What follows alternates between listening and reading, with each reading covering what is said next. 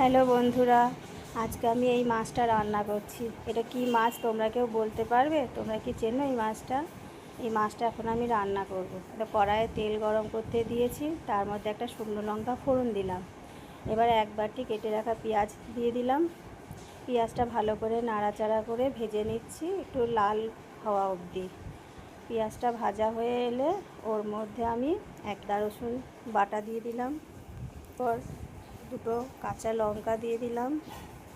আর এর মধ্যে আমি রেডি করে রেখেছি কাশ্মীরি লঙ্কা গুঁড়ো 1 চামচ, ধনে গুঁড়ো 1 চামচ, জিরে গুঁড়ো 1 চামচ আর মিট মশলা 1 চামচ। সবটা এর মধ্যে দিয়ে দিলাম, দিয়ে আবার ভালো করে মিশিয়ে ভেজে নিচ্ছি নাড়াচাড়া করে, যতক্ষণ কাঁচা গন্ধটা যাওয়া অবধি একটু নাড়াচাড়া করে নিলাম। এবার এর মধ্যে সামান্য একটু জল দিয়ে দিয়েছিলাম যাতে মশলাটা তলায় ধরে না যায়। 1 চামচ হলুদ গুঁড়ো দিয়ে দিলাম, এর মধ্যে মিশিয়ে নিচ্ছি। মশলাটা ভালো করে কষিয়ে নেব তেল ছাড়া অবধি। মশলাটা কষানো হয়ে গেছে। এবার এর ওপর আমি একে একে ধুয়ে রাখা মাছগুলো সব দিয়ে দিচ্ছি। এই মাছগুলো খেতে খুব ভালো লাগে।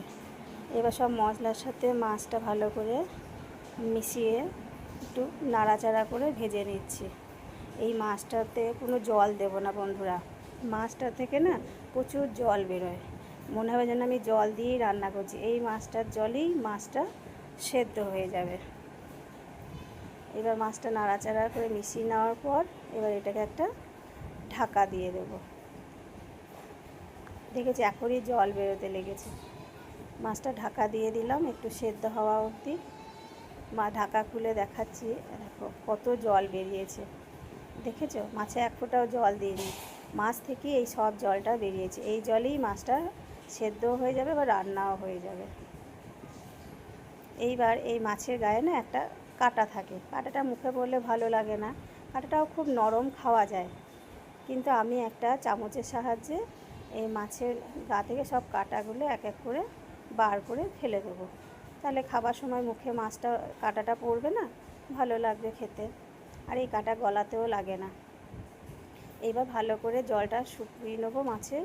এবার এর মধ্যে আমি একটু স্বাদ মতো নুন দিয়ে দিলাম, চিনি দিয়ে দিলাম, একটু গরম মশলা গুঁড়ো দিয়ে দিলাম। দিয়ে এবার ভালো করে মিশিয়ে নিয়ে এটাকে শুকিয়ে নেবো, জলটা ভাজা ভাজা করে নেবো। দেখো আমার জলটা টেনে গেছে, মাছটা ভাজা ভাজা করে নিলাম। এই মাছটা দু রকমভাবে খাওয়া যায়, ভাজাও করে খাওয়া যায়, আবার অনেকে পিস পিস করে ঝোল করেও খায়। আমার এটা বেশি ভালো লাগে খেতে। রান্না কমপ্লিট।